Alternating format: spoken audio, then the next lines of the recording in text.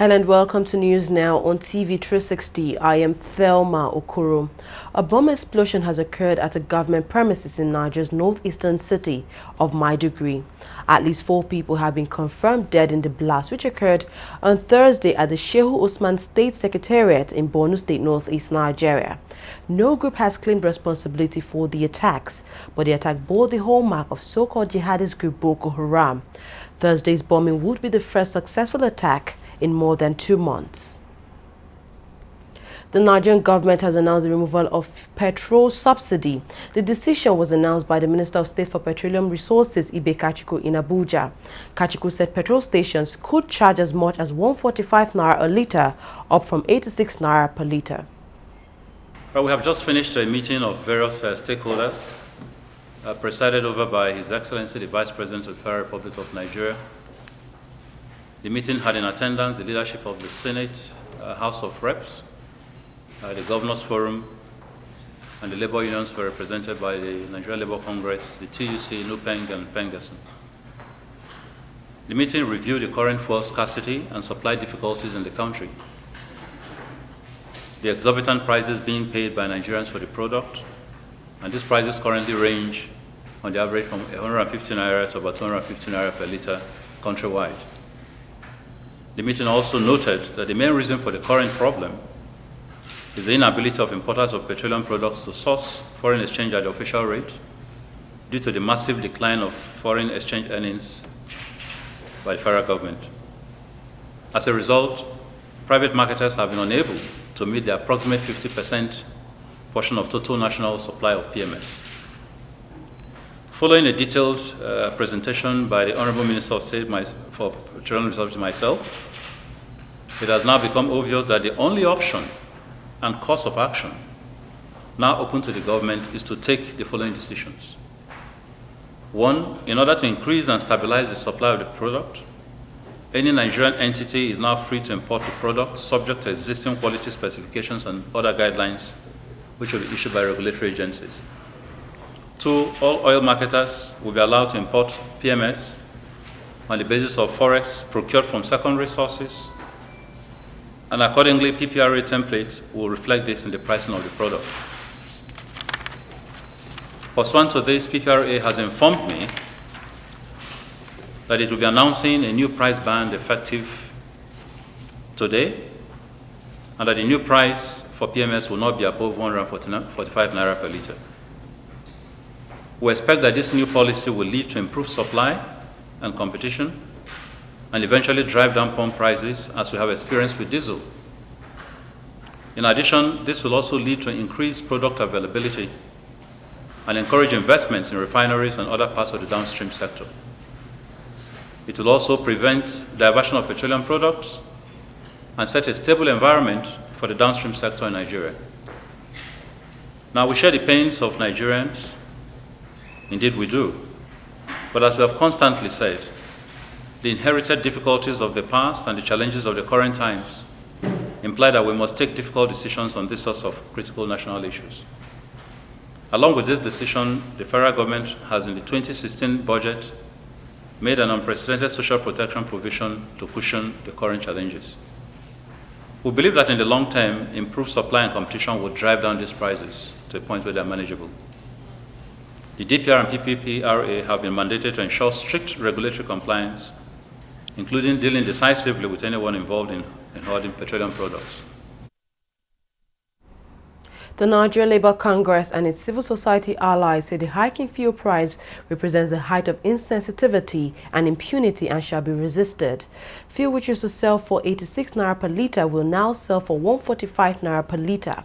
In a statement released, the NLC said the latest increase is the most audacious and cruel in the history of product price increase. Meanwhile, Muda Yusuf, the Director General of the Lagos Chamber of Commerce and Industry, has commended the federal government's decision to remove subsidy on petrol. Yusuf said the review is in the long-term interest of the Nigerian economy and the people and was also inevitable. Still on the removal of fuel subsidy, reactions have continued to pour in over the decision of the Nigerian government to remove fuel subsidy and increase fuel price. The increment came at a blow to some Nigerians who are still grappling with the effects of an intense fuel scarcity, while others have commended the government for the policy change. I went to the filling station this morning to go for. So I'm getting to the filling station and I saw the meter there for 145 naira per litre. The reaction was really bad. I feel bad about it because when it was my own turn to go into the gate, they never allowed me to go in. Why? They said I have to pay gate free. And the gate free, how much is it? They said 200 naira. I'm driving a Keke Marwa that has 7 liters tank on it. Now, how much fuel do I want to buy? I have to pay 200 naira for gate free to go in. Okay, I accepted. I paid the 200 naira to go in. I'm going there. On the fuel pump, they asked me to pay extra 200 naira for me to buy fuel. That is for the fuel pump, for them to sell for me 200 naira. And after that, I will still have to buy fuel for 145 naira. Actually, it's not really, nobody, people are not happy about it. This thing is really going to affect everybody. Because if maybe somebody is selling something of 50 naira, 100 naira, and then you transport yourself with all these things, you're going for a transport. The places maybe you take 100 naira, 50 naira. You still have to, now they have to increase the prices of all these things. And once they put the prices in all those things, everything have to increase. My feeling is that it's unacceptable. It shows a government that does not feel for the masses. A government that came to power with trick, fallacy, with lies. And I remember when Femi Kanyede was telling them that these promises is too much, that they should be considering what they are promising to Nigeria. And they said go to hell with you. But now it is a reality. I was startled. I was disturbed. I felt destabilized. I was flabbergasted. I was not actually happy. But all the same, I felt it is a necessity. But I bought the fuel the same way. Just 10. I wanted to buy 20 liters, but I ended up buying 10 liters, and that actually made me very uncomfortable. I think the government should look at the immediate effect, not on the people at the higher echelon, but the average Nigerian that is on the street who depends daily on their business in order to make ends meet. I think the effect is going to be untold. It's enormous, especially in creating hardship. And the only way to ameliorate this is for the government to make sure that this effect or the hardship that this will create is not going to be a long distance issue, but that if this happens and at the end of the day, then the people will begin to enjoy it, then fine and good. But if not, if it's going to be the story as the former which we have all seen in Nigeria, then it's too bad. It's a normal thing. Every average Nigerian is not happy, but we still have a choice to make about our country. But what the government is saying is that they said there's still going to be a benefit of this fuel subsidy removal. For instance, why is it that our neighboring countries like Benin Republic, Chad, Niger, they are buying this thing from us and even selling it cheaper? Because there's a sabotage in the country. The government is making sure, check out for the Kachuku, the Minister of Petroleum. This man, ever since he has gotten to power, he has been working day, morning and night. Though we are not happy about the increase of the fuel price, but it's because there are some cabals. There are some cabals making sure that they are frustrating this government, and it's affecting the average Nigerians, affecting the masses. So the only thing I have to say is that let's still have patience for the government and let's see what they can do. At least the way we kick out PDP, if the APC did not deliver, every Nigerian still have the choice to kick them out. The International Anti-Corruption Summit, hosted by UK Prime Minister David Cameron, has commenced at the British capital. Cameron, at the meeting on Thursday, will urge dozens of nations to redouble efforts to combat corruption. This comes after he was recently caught on camera calling Nigeria and Afghanistan fantastically corrupt countries. A video footage shows Cameron telling Queen Elizabeth that Nigeria and Afghanistan are two of the most corrupt countries in the world. Now reacting to the statement, President Muhammad Buhari has said he wouldn't demand any apology from David Cameron. Rather, he called on the UK government to return all stolen assets held in British banks. Still on the Nigerian president, in line with his administration's effort against corruption, President Buhari has announced new measures to tackle corruption. He says Nigeria will soon begin the full implementation of the principles of the open contracting data standard to major projects in the oil, transportation, power, health, education and other sectors. He was speaking on Thursday in London at the Anti-Corruption Summit. President Buhari said his administration was also taking greater steps to ensure transparency of the ownership and control of all companies involved in property purchase and public contracting. He also welcomed the proposal to restrict the ability of those involved in corruption to travel, invest and do business overseas. The Code of Conduct Tribunal has adjourned hearing in the false asset declaration trial of Senate President Bukola Saraki. Chairman of the tribunal, Danladi Umar, says he adjourned the trial to give both the prosecution and defense teams some time off. Umar said the trial will resume on Tuesday, May 17th at 10 a.m. During Wednesday's cross-examination of prosecution witness, the tribunal heard how Saraki declared a property on McDonald Road in Ikoyi shortly after he was elected governor in 2003. The defense team was also attempted and accused of plotting to delay the trial. A federal high court in Abuja has granted bail to former Chief of Air Staff Air Marshal Mohammed Umar. The Economic and Financial Crimes Commission arraigned Air Marshal Umar on a 7-count charge bordering on corruption. Justice Binta Nyako granted him bail on the grounds of self-recognition but ordered him to deposit his international passport with the court.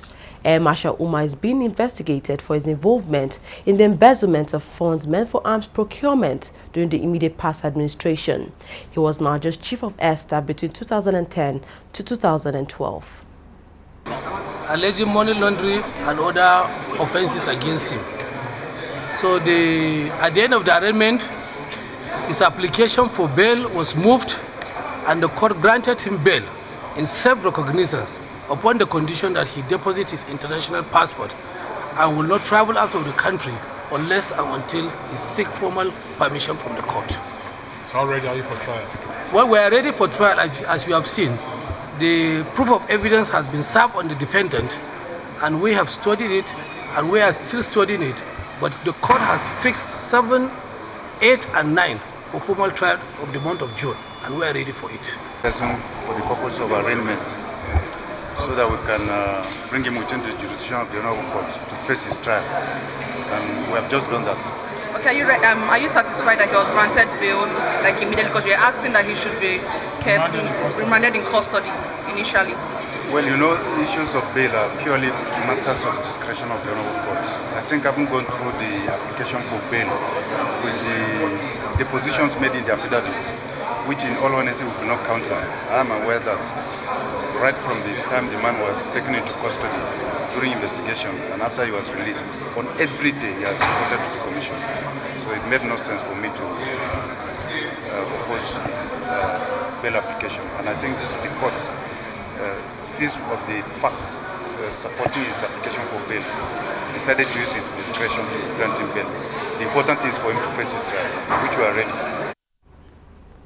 The Nigerian military has described as false the recent Amnesty International report which says at least 149 people have died at the Giwa military barracks in Maiduguri, northeast Nigeria. Director of Defense Information Brigadier General Rabi Abubakar said the report was an attempt to score cheap points. In its report, Amnesty said suspected Boko Haram members are being held often without any evidence or even a trial at the military barracks in Maiduguri. It says 7 young children and 4 babies were among 150 people who died this year, mainly from diseases, hunger, dehydration and gunshot wounds. Resident doctors in Nigeria have commenced a 5-day warning strike accusing the government of failing to meet their demands. The doctors say the Nigerian government is yet to pay some of the resident doctors their salaries. The umbrella body of resident doctors in Nigeria, which is also the National Association of Resident Doctors, urged its members across public hospitals in the country to suspend services from 8 a.m. May 10th till May 16th to press home its demands. After exhaustive deliberations, the NAIC made the following resolutions: that the proposed indefinite strike action due to commence on 9th of May 2016, yesterday, has been shelved for now. That we have resolved a 5-day nationwide warning strike will be embarked upon commencing from Wednesday 11th of May 2016 by 8 a.m. for work to resume on Monday 16th of May 2016 by 8 a.m. prompt. And that we have resolved NAT will review the situation at our ordinary general meeting that is going to hold and take place on 30th of May 2016 in Jos. This decision we have taken so as to press home our demands for implementation on one hand, and also to enable the government to have enough time to expedite action in areas that are yet not adequately addressed. NAT still believes that the federal government, led by President Muhammadu Buhari, will honor all signed agreement as said by the President himself during a meeting held last month with NMA. Industrial harmony is a hallmark of any credible government. After critical analysis, the National Executive Council made the following observations: that there are some processes still going on in resolving the impasse, that the efforts so far made by the government has not yet met our demands with respect to the following: remuneration injustice. Our state members in the state-owned training institutions are yet to be paid their salaries. Skipping and all accrued arrears for skipping for medical doctors is yet to be implemented in our hospitals. The unpaid December salaries of medical doctors in some federal hospitals is yet to be paid. The Federal High Court in Abuja has upheld the election of Stella Odua as a senator representing Anambra North Senatorial District. In its ruling on Wednesday, Justice Ademola Adeniyi said the election, which saw Odua emerge as the party's candidate, is credible. He also said the law insists that no court should inquire into any primary election of a political party, as such attempts will amount to futility. Magarin Chuba Okadibo had challenged the primary election that saw Odua as a candidate for the People's Democratic Party in the 2015 general elections. Time for a short break. When we come back, we'll look at business and sports. Don't go away.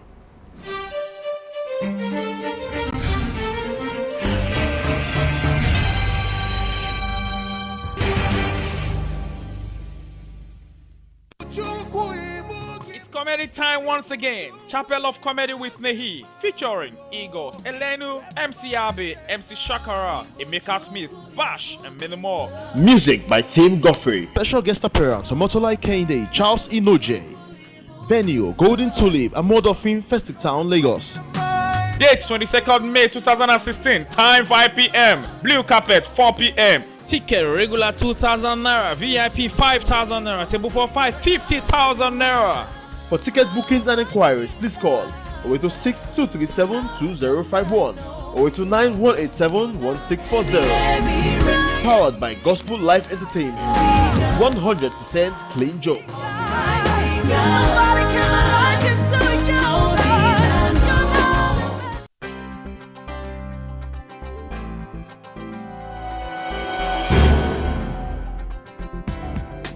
Hello, you're welcome. You're watching the Funny White Man Show, which is the biggest, the brightest, and the most entertaining show in Africa. Funny white man, for this way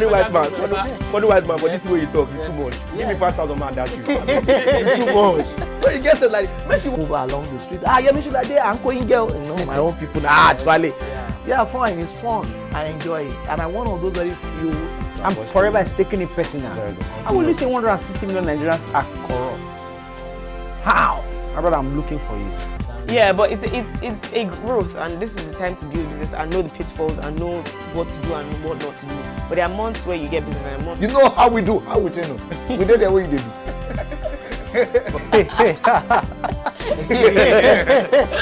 Hello, you're welcome. You're watching Trending Matters on the Funny White Man Show. Of course, we will bring you trending issues just to entertain and tickle your fancy.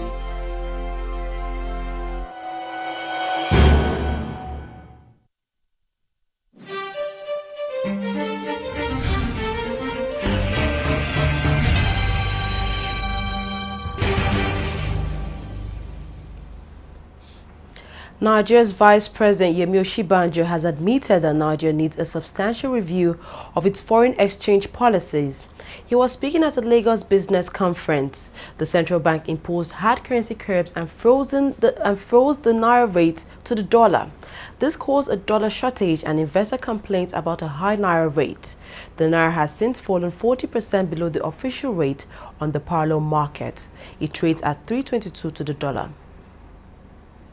Oil price pushed higher on Thursday after the International Energy Agency said it expects the global supply glut to shrink dramatically this year. U.S. crude was 58 cents higher at $46.81 per barrel, while Brent crude was trading at $48.00 per barrel.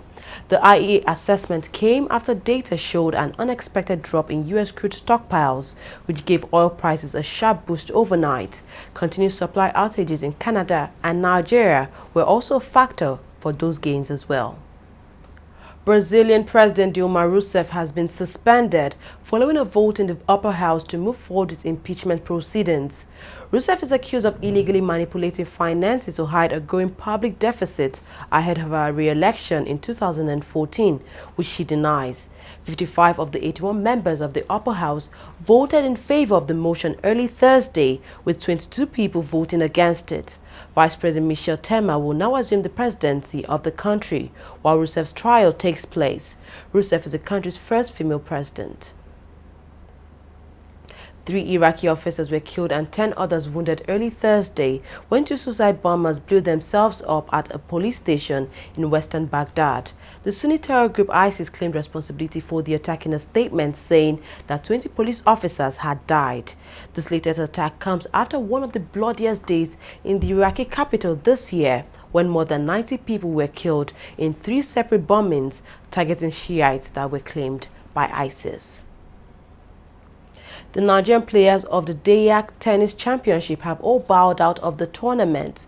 The nation's trio Albert Bikam, Mohammed and Joseph Ubon failed to reach the finals of the ITF Pro Circuit tournament holding in Abuja, the nation's capital. Third-seed player Nicholas Meister from the US, who defeated Nigeria's Bikam, commended the player's resilience, saying defeating him wasn't so easy. Nothing was easy about it. He was coming at me with a lot of different types of aggression. He was chipping, he was hitting flat, he was hitting big, and you know, just sometimes you get lucky. The guy misses a couple shots, and I kind of got on a roll. Moses is very disciplined. I always see him working. Christopher Nefu, he's working his tail off, and I mean, I have a lot of respect for the guys. They're coming out here every day and practicing. Sani Danusa, president of the Nigerian Tennis Federation, called on Nigerians to show more support for the game of tennis. Every day you see on television sports program, it ends up being football program. Because you have to up your game too. You have to do other sports. How many percentage of youth of this country that plays football? Less than 10%. And Nigeria has talent entirely. If you ask these players about the talent of our players, they will tell you they are talented, but of course there are more to it to deliver. So you must show interest on other sports and also talk about them, enlighten people about them, and let them know that yes, there is a sport called tennis, rugby, badminton, and the rest. Nigerian football club Giwa FC faces expulsion from the Nigerian Premier League after missing 3 straight matches in a row. Giwa FC refused to show up for their match against Orca United, which was scheduled to hold on Wednesday in Kwara State. This means they will be automatically relegated to the lower league.